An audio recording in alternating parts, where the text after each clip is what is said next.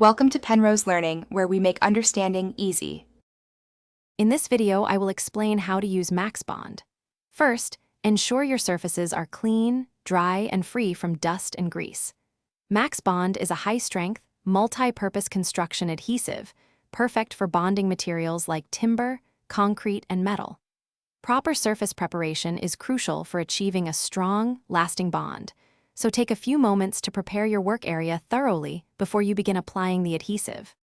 When applying MaxBond, you can use a continuous bead for long joints or a series of spots for smaller items. For larger areas, a zigzag pattern ensures even coverage across the surface. After application, press the materials together firmly within 10 minutes. This immediate pressure helps the adhesive spread and bond effectively, setting the stage for a robust connection between your chosen materials. Understanding the curing process is key. MaxBond typically forms a skin in about 5 to 10 minutes, meaning it's no longer tacky to the touch. For initial strength, allow at least 24 hours for the adhesive to set. To achieve its full, maximum bond strength, you'll need to wait approximately 2 to 3 days, depending on the ambient temperature and humidity levels in your workspace.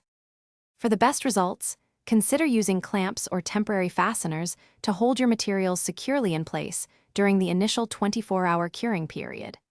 If you have any excess adhesive, clean it up immediately with mineral turpentine or a similar solvent before it dries.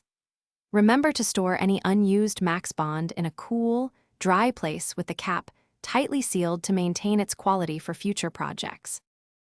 Thanks for watching. If this was helpful, leave a like and consider subscribing. See you next time.